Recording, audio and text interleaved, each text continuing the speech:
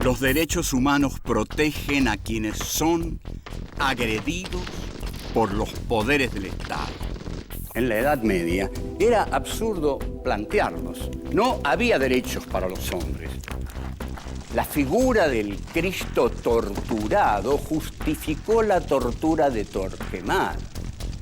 Todo régimen autoritario reprime desde un absoluto. Primo Levi dice, existe Auschwitz, no existe Dios. ¿Dios ignoraba la ESMA? ¿Las matanzas en Vietnam? En un mundo en el cual el silencio de Dios es agobiante, los seres humanos tenemos la obligación de tomar la palabra.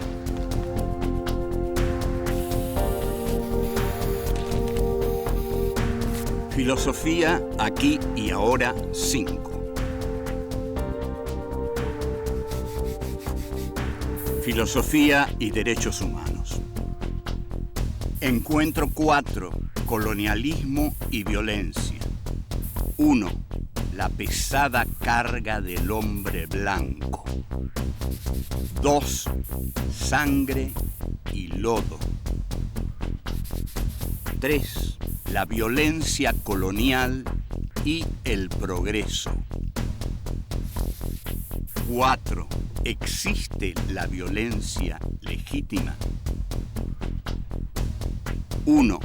La pesada carga del hombre blanco. Este es nuestro encuentro 4, colonialismo y violencia. Bueno, ¿qué otra cosa sino el colonialismo podría conllevar en sí la violencia? Porque el colonialismo, justamente, es entrar donde a uno no lo han llamado. El colonialismo implica entrar en países que no son los de uno. El colonialismo es eso.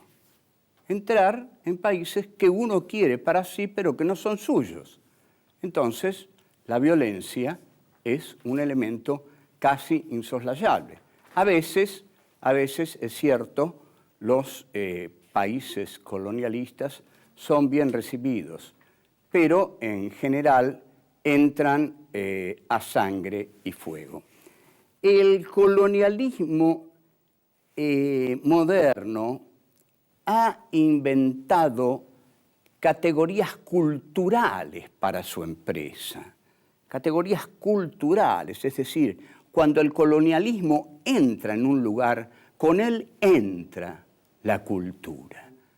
Y uno de los grandes teóricos, o el más grande teórico del colonialismo, que fue Rudyard Kipling, llamó a esta tarea la pesada carga del hombre blanco, que tiene así algo mítico, ¿no?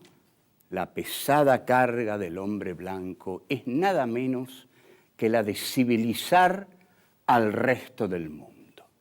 Esta es la pesada carga que tiene el hombre blanco, porque no todos los países han estado siempre dentro de la historia. No, señores. No, señores. Los que han estado siempre dentro de la historia son los países occidentales. Esos países son los países del hombre blanco. Esos países son los países de la civilización. Lo que quiere decir civilización, con rigor, quiere decir blanco, quiere decir culto, quiere decir historia, quiere decir estar dentro de la historia. Y lo que está fuera de la historia, lo que no pertenece a ella, es la barbarie.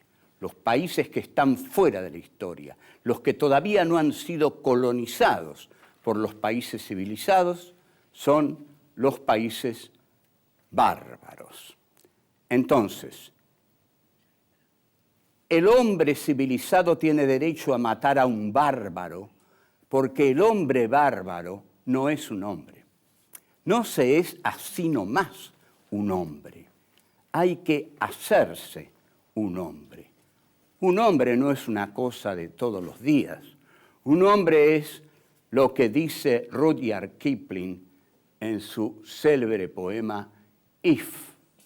Sí, el condicional sí, que dice en una de sus partes, si sabes confiar en ti mismo cuando todos dudan de ti, pero te haces también cargo de sus dudas. Si te sabes encontrar con el éxito y el fracaso y tratar a esos dos impostores por igual. Si sabes seguir cuando no queda nada en ti, excepto la voluntad que te dice, avanza.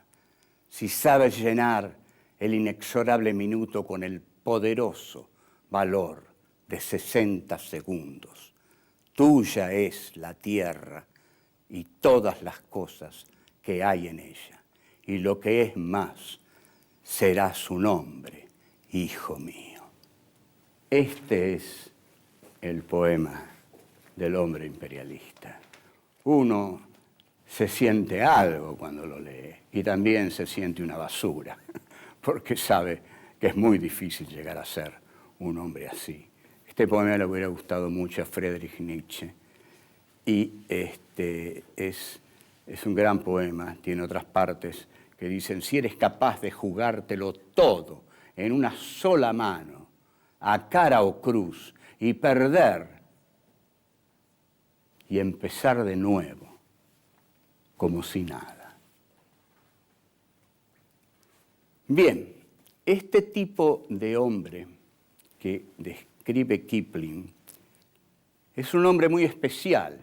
Es el hombre diseñado por la cultura, es el hombre diseñado por el poder, es el hombre que lleva la pesada carga de conquistar toda la tierra y hacer de toda la tierra un solo imperio, el imperio de la civilización. Seguimos.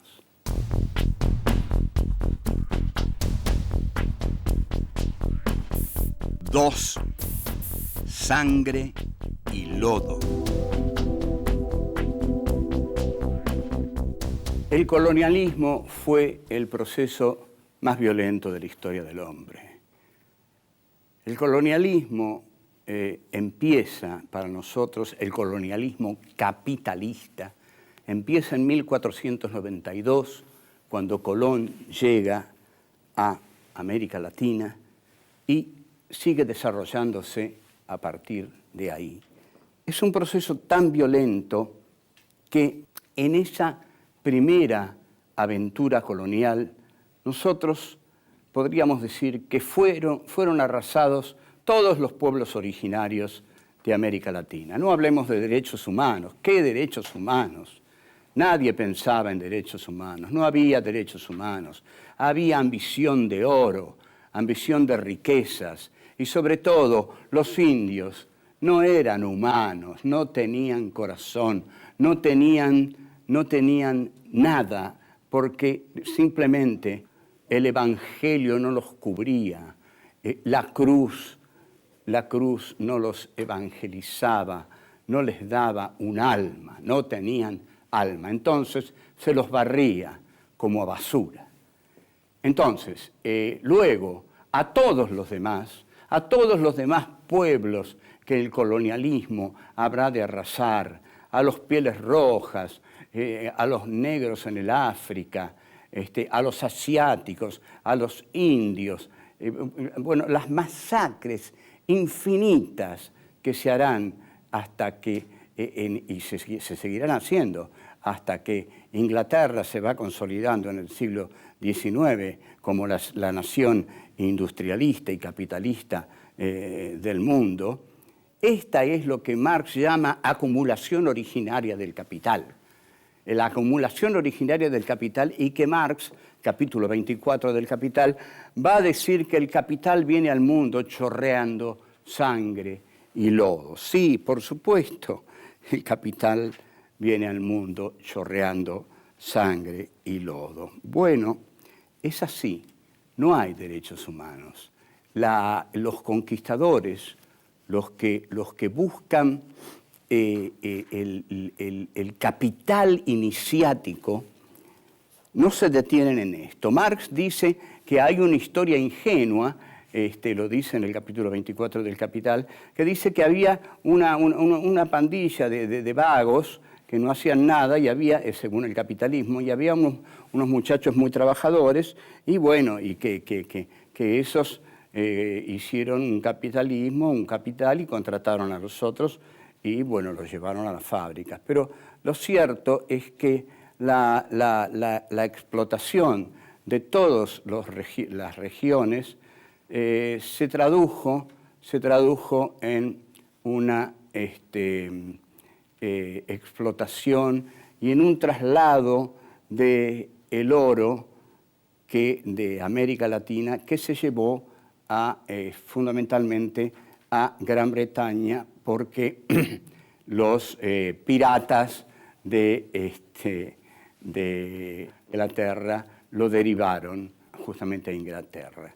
Ahora, a la vez, las minas aborígenes, saqueos de esclavos. Las minas aborígenes son paisajes inimaginables para nosotros. Son formas de explotación que el colonialismo ha hecho en América, India, China, ¿a qué colaboran? Al desarrollo de la burguesía, una clase a la que Marx admira profundamente, ¿no? Marx dice, no ha habido una clase más dinámica que la burguesía. La burguesía ha transformado al mundo, y Marx apoya este desarrollo de la burguesía, porque dice, bueno, con el desarrollo de la burguesía vendrá su muerte, porque será el proletariado el que le dará muerte. Pero, bueno, el colonialismo todo lo que hace el colonialismo lo hace por la violencia. La violencia se basa en el dolor. Si el hombre no sufriera, la violencia no tendría sentido, no serviría para nada. Aquí la cuestión central es que el hombre tiene dolor, que el hombre sufre. Si a uno le pusieran un hierro candente acá y no le pasara nada, la violencia y la tortura no tendrían el efecto que tienen. Si a uno le tiraran 5 balas y siguiera vivo, tampoco. Yo conversé más de una vez con 2 custodios del fallecido metalúrgico Lorenzo Miguel, sobre todo con uno en un tren a Mendoza en el año 75, y no le dije quién era, ¿no? Que era un profesor, etc. Y después de contarme cosas terribles, me dijo, ¿sabe por qué nuestro trabajo funciona tan bien? Porque la gente le tiene tanto apego a la vida que es difícil de entender, vea. Seguimos. 3. La violencia colonial y el progreso. Hay un investigador, Hewitt, citado por Marx en el Capital, que lanza una frase de una contundencia tal que estremece, que dice que los ultrajes de las razas cristianas contra los diversos pueblos no encuentran paralelo en la historia. En realidad, esos ultrajes han sido muy, muy grandes y muy ocultos, porque, ¿saben por qué? Porque se consideran necesarios, han sido considerados necesarios. Si uno va a Estados Unidos y habla de la matanza de los indios, no lo van a mirar con buena cara. No lo van a mirar con buena cara porque Estados Unidos se hizo así. ¿Y qué? Le van a decir. Entonces, la violencia colonial no se detiene porque Estados Unidos tiene que defenderse del terrorismo islámico. ¿Y qué? Además, está siempre la ideología fundamental del colonialismo. El colonialismo enfrenta a inferiores. Le va a decir el racista. Usted no olvide eso.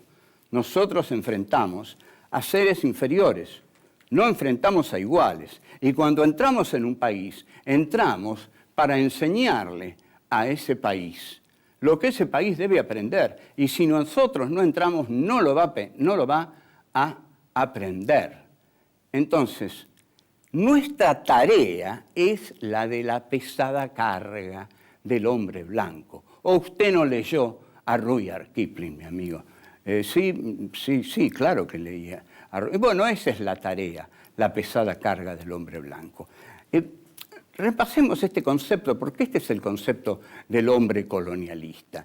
La pesada carga del hombre blanco, nada menos, es la de educar a todos los pueblos del planeta, es la de entrar aún a sangre y fuego en pueblos que, muertos o no, a pesar de los muertos, las violaciones y las devastaciones, tienen que terminar agradeciendo al invasor lo que el invasor finalmente va a traer. Entonces, ¿a qué quejarse? ¿A qué quejarse de la tarea que hace el que lleva la civilización, la modernidad, la cultura, que es la cultura, por supuesto, del país colonizador?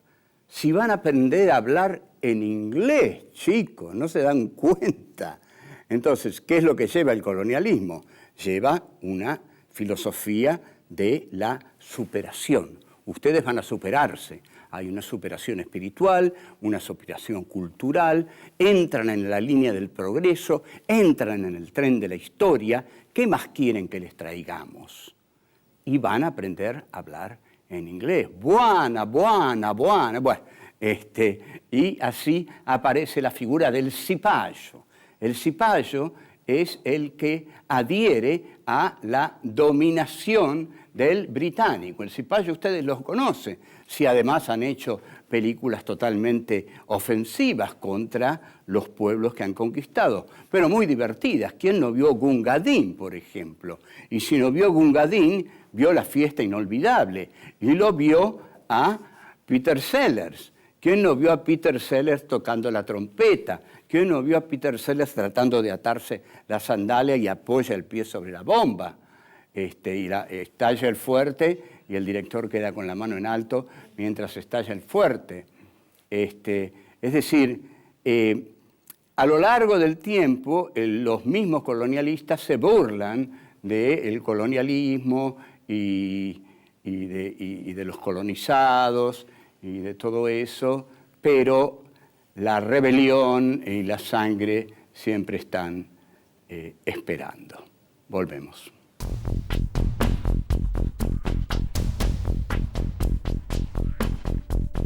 Cuatro. ¿Existe la violencia legítima?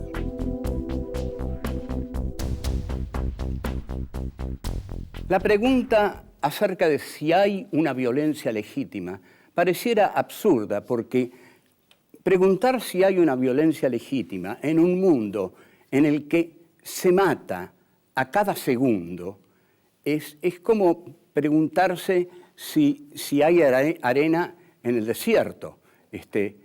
¿Hay una violencia legítima? Y sí, no sé si esa violencia es legítima. Lo que sé es que hay una violencia fáctica, brutal, constante, que no para nunca y en la cual muchas cosas deben fundarse para que sea así, para que el mundo esté basado en esa violencia.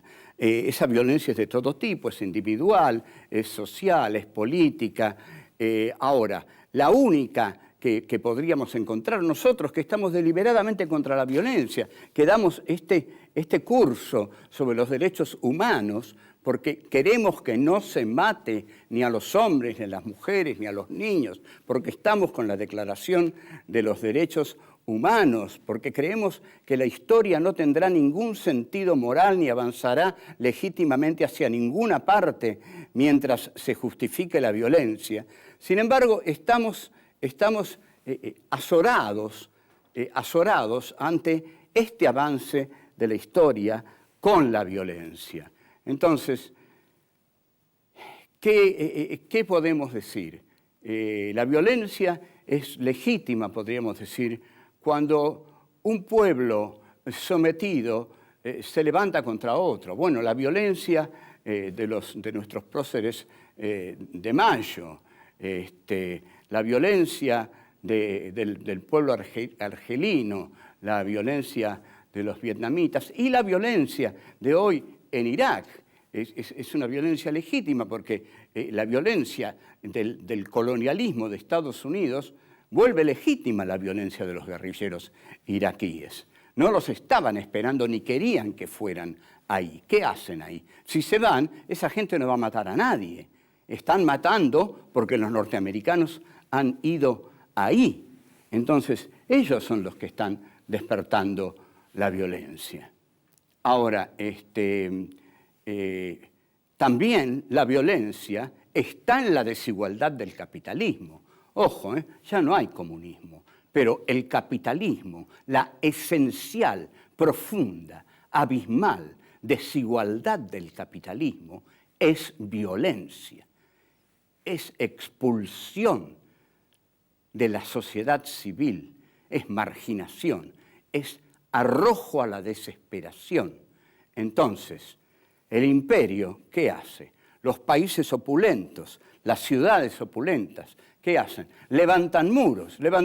¿Hasta cuándo van a levantar muros? Necesitamos un sistema económico que integre.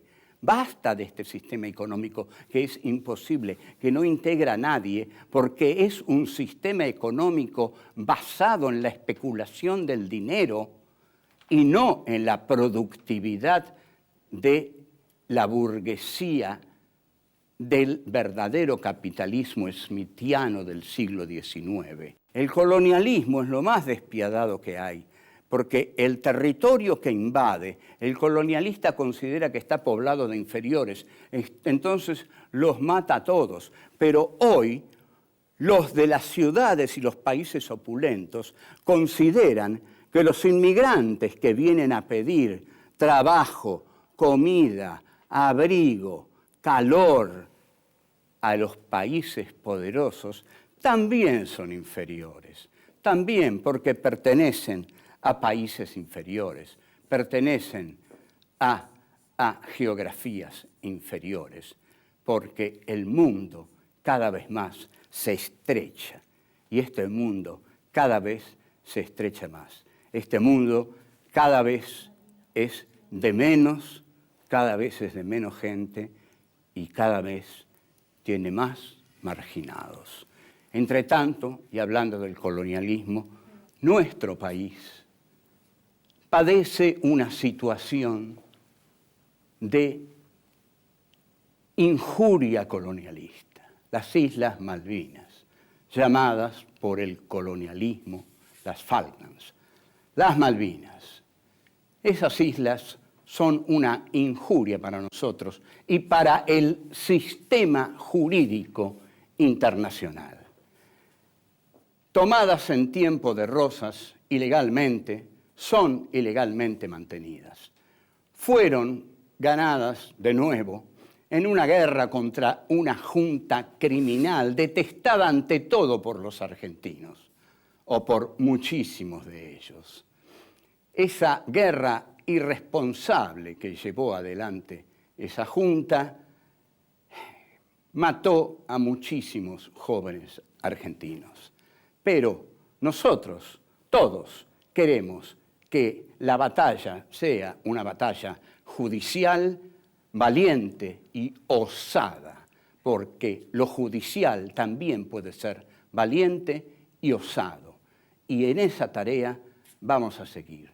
Nosotros queremos tener esas islas porque nos pertenecen y queremos tener lo que nos pertenece, porque no queremos tener un territorio amputado, no queremos tener nada amputado. Queremos ser un país entero, caramba. Si lo somos, ¿por qué nos van a quitar algo que es nuestro? Lo que es nuestro es nuestro. No pedimos nada que no lo sea. De modo que esas islas son nuestras y las vamos a seguir pidiendo mientras estemos arriba, flotando sobre las aguas de este mundo. Chao.